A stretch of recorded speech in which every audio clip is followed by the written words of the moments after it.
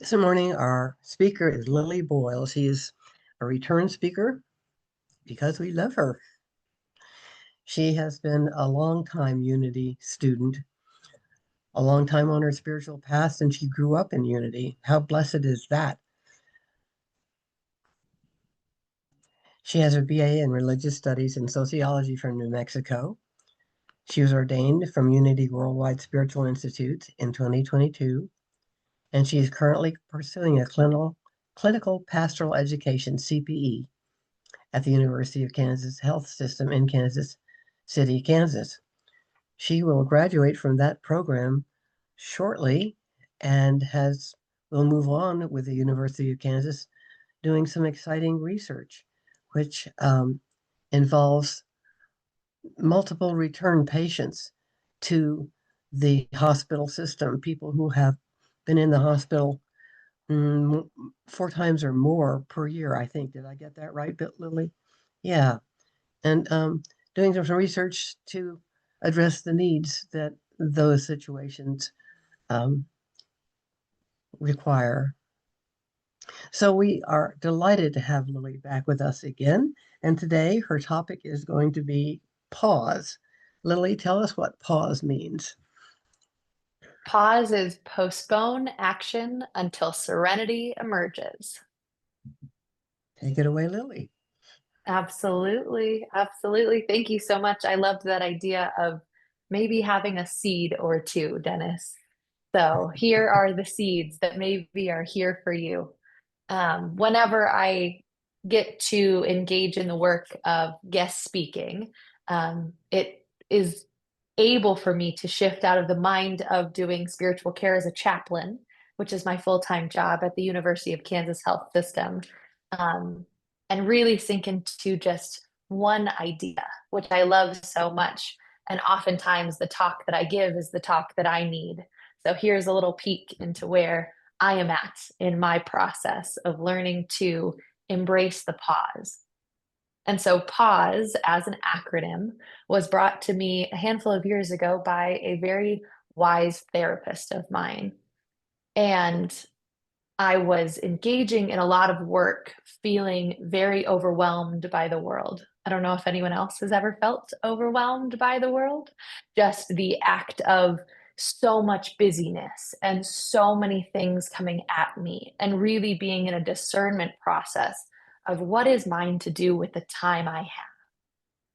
And I had realized that I was reacting to life versus responding to life, which was part of why I wanted some sage counsel in therapist, in spiritual direction, in being able to look at myself as a composite, even growing up in Unity, needing the reminders from an outside source about the power of the pause.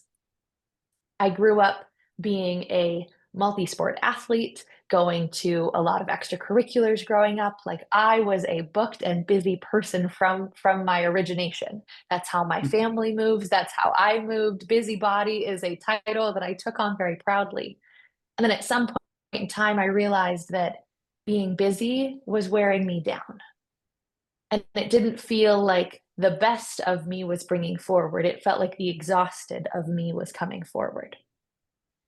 And so the act of being able to say, pause, postpone action until serenity emerges, was a mental shift for me that has become incredibly powerful, that has permeated in other aspects of my life, because it means that I am on pause until I feel serenity. And I think serenity, as I talk about it in relation to peace, a lot of times, it's an individual experience for each of us. A lot of times that is a fully embodied moment. For me, it's like I have strong hands on my shoulders.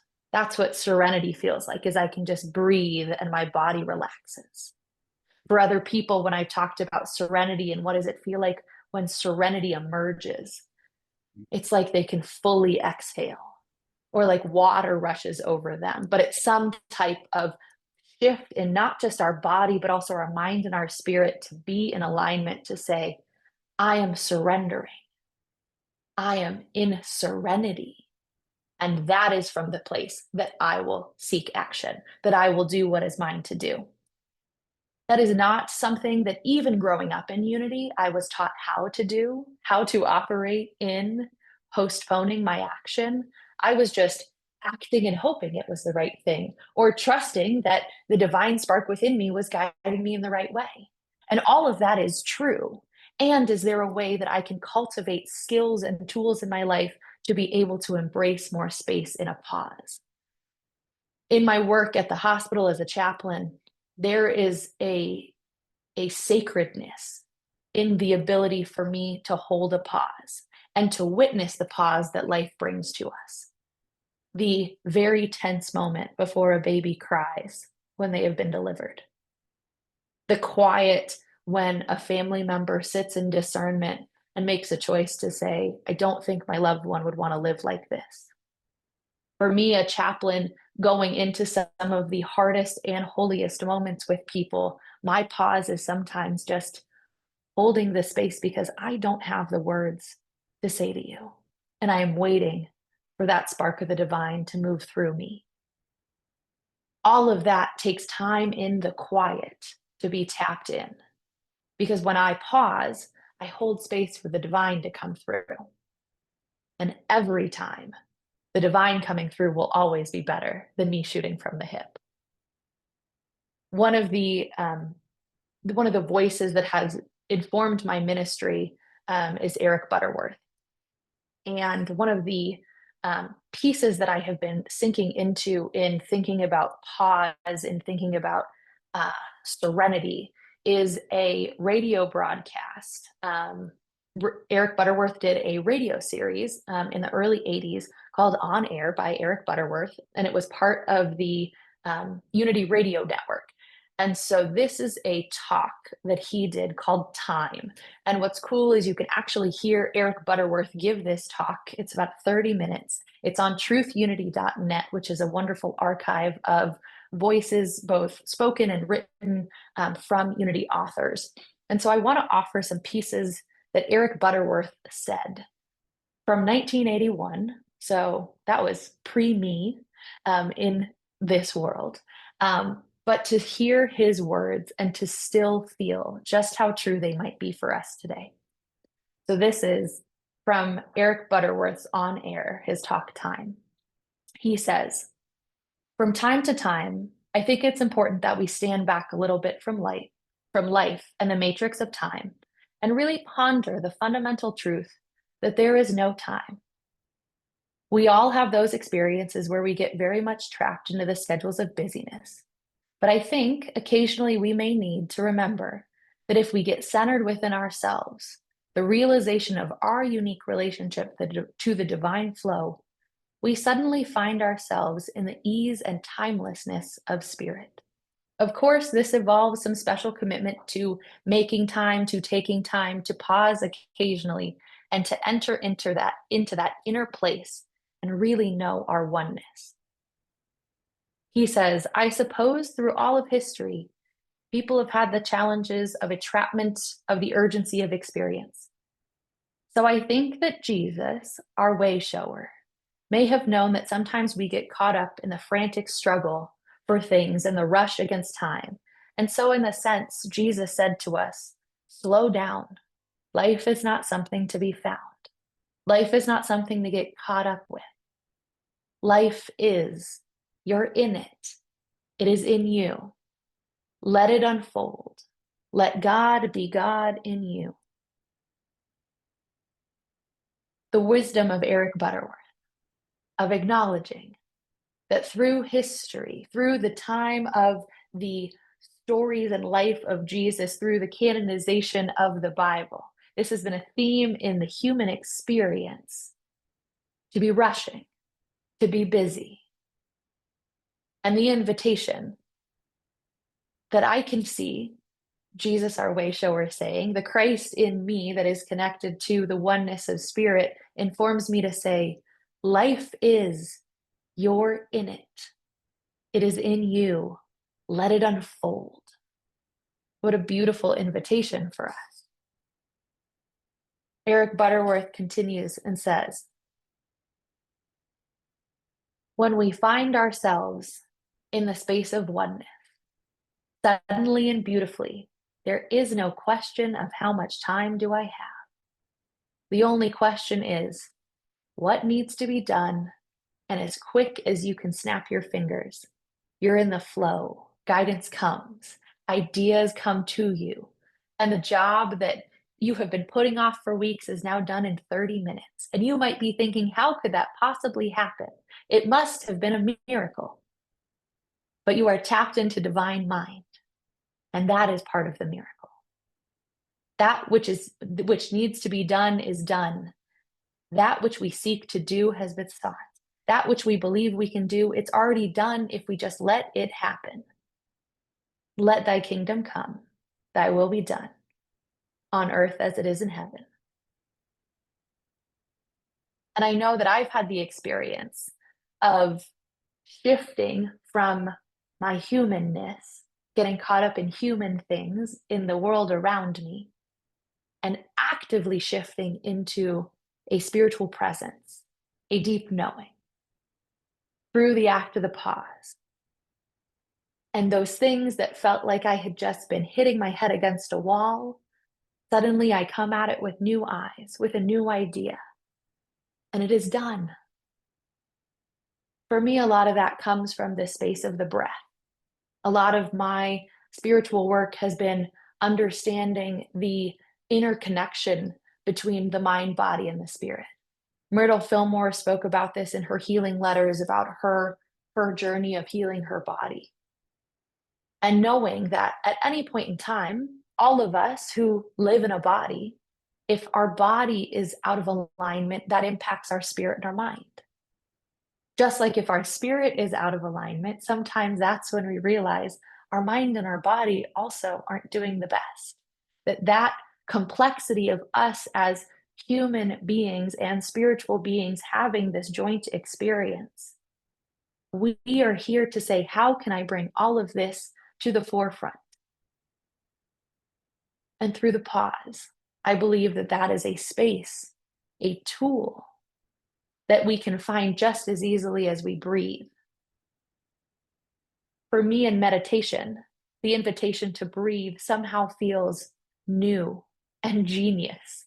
That all of a sudden I can take a deep breath and it's like I tap into a well of energy. It's like I tap into a flow. Like Eric Butterworth was talking about tapping into that infinite mind. That I can tap into that centered space of being that has to be divine. Because then the brilliant things that come out of my mouth, and I look around and said, where did that come from? It certainly wasn't from the human piece of me. That must have been from the divine piece of me. And the breath is the quickest way for me to shift into that space of serenity, into that space of waiting before I take a step in action. Eric Butterworth continues saying, so if you take the time to get quiet and have an experience of prayer, a silence and a quiet time of oneness, then you'll never need to rush into any job with the pressures of urgency and tension. You will be in the flow and things will get done easily and they'll be done well. And I think it's important to be alert to those signals so that whenever we start to think about something and get caught up in that sense of urgency, whether it's running for a subway or frantically trying to get the job done before 5 o'clock, that's the time to say, now, wait a minute, get still, even if it's for 15 seconds. 15 seconds is not that much time at all, but it can be an eternity in terms of getting yourself attuned. When you are rushing, that is the time to take the minute. Just a minute. Take a deep breath. Realize your oneness with the divine flow. Let yourself get in tune with the rhythm and the flow of the eternal that works within you, and suddenly you're freed. Let this process flow and know that it will be done. There is something so funny about the timelessness of time in Eric Butterworth's writing for me.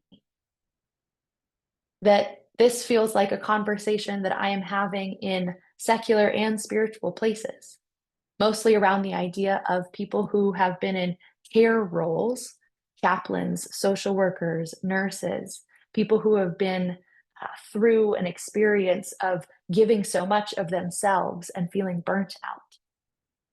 I think those that care big for other people sometimes forget the inner care for themselves first. And so being able to say, when you are feeling rushed, that is your invitation to take a minute. That feels very counter to some of the world that I work in a hospital, who is very readily working with emergencies that are life and death.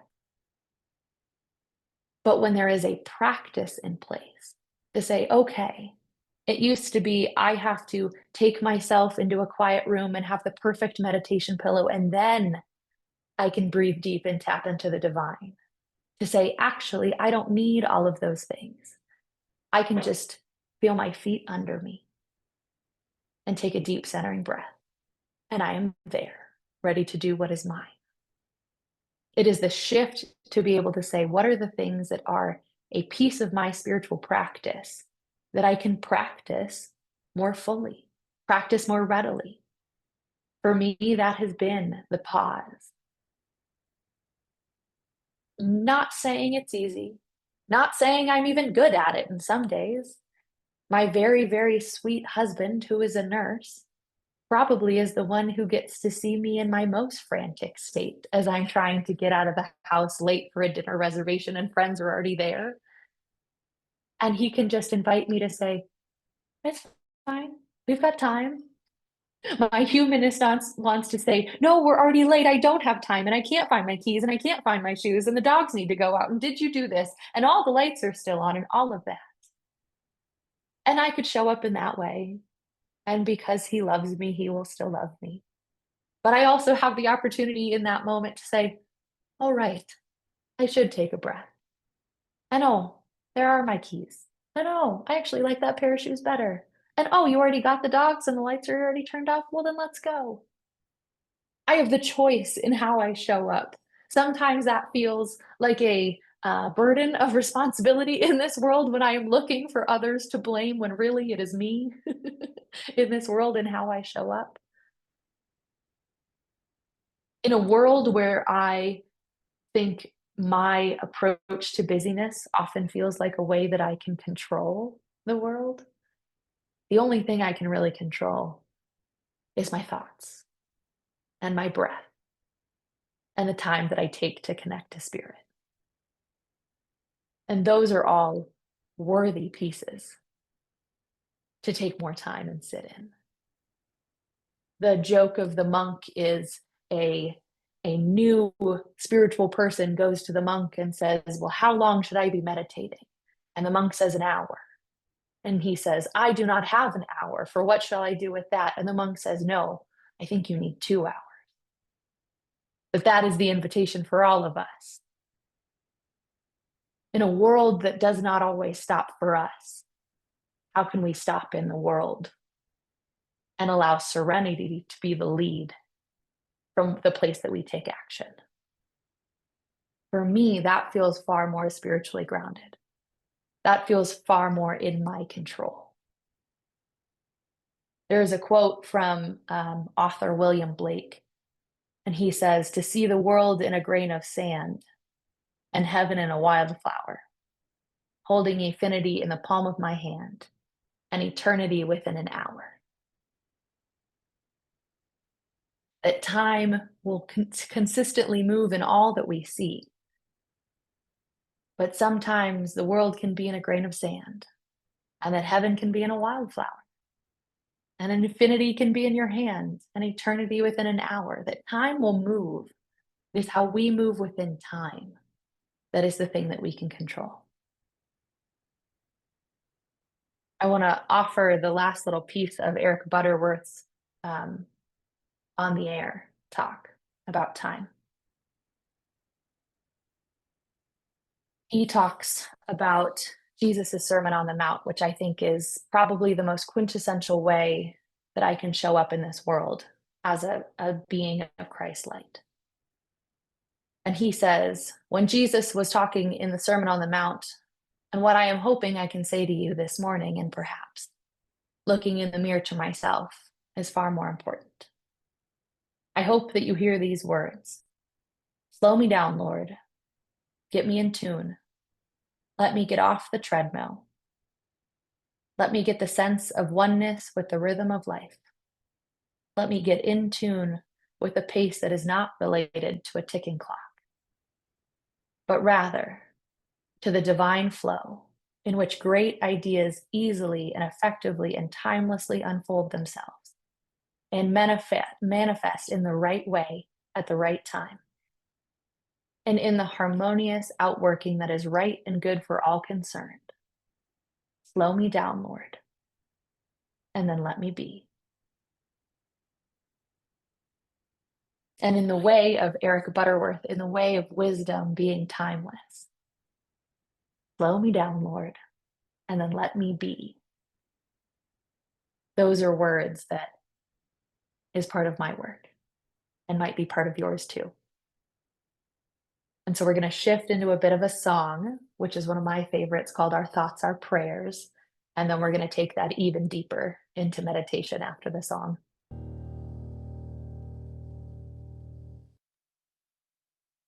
And so wherever you are, whatever space you're in, I invite you to just take a moment to settle your mind.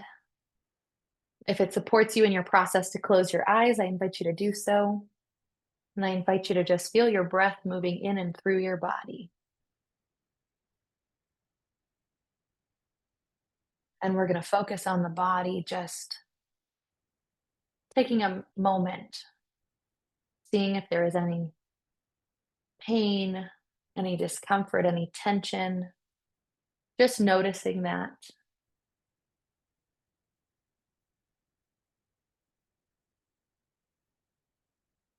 And then checking in with the mind. If there are pieces of thought that still feel important for you, I invite you to just tell them to pause. What is meant for you will come back to you. And then I invite you to just check in with your heart. Maybe your heart is feeling very full, full of love, full of community. Maybe there's a piece of your heart that feels a little fragile. Whatever space your mind, body, and spirit are showing up as, all is welcome here.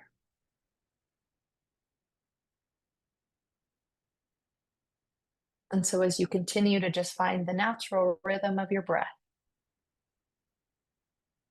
connect to the inflow and the outflow, connecting your breath with the active spirit. Breathing in divine life and breathing out divine life. Breathing in peace and breathing out peace. Breathing in love and breathing out love.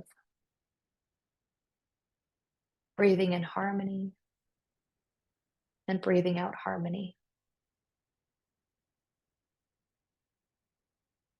And so in these next few moments, I just invite you to continue breathing.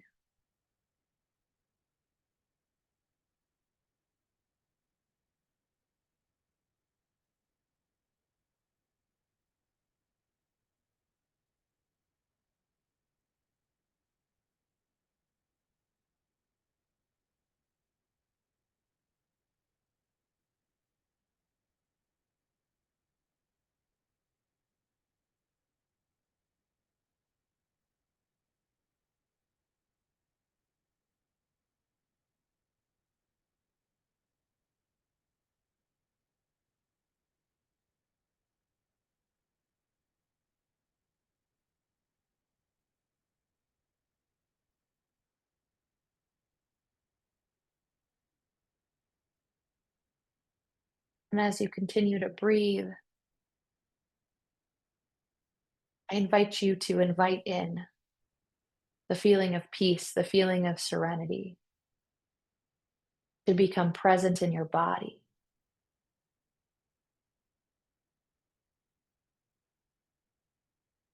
Allowing peace to wash over you, allowing serenity to come forward.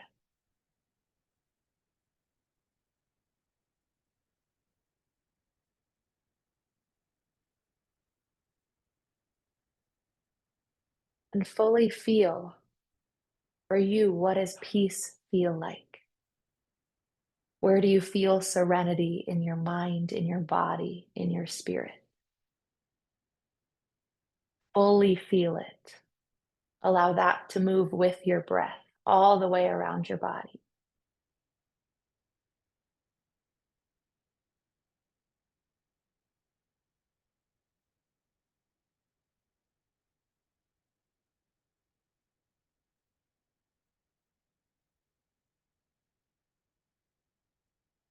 And with that feeling of peace, that feeling of serenity being complete for you,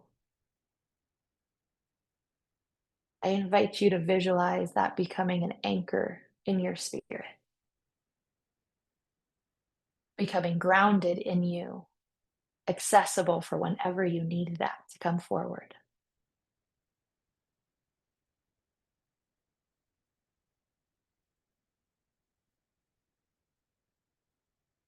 And so when that feeling of peace, that feeling of serenity feels anchored in you, I invite you to say thank you. Thank you for you showing up today. Thank you for your spirit being able to move into a sense of peace. Thank you for being tapped in to the divine mind and having that sense of gratitude move with you as you begin to move your body and come back to this space and this time.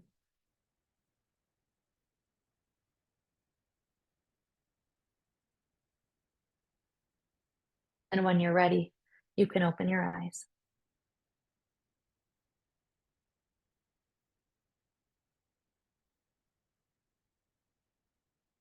Thank you so much for spending some time with me this morning. It is always, always a joy to be with you.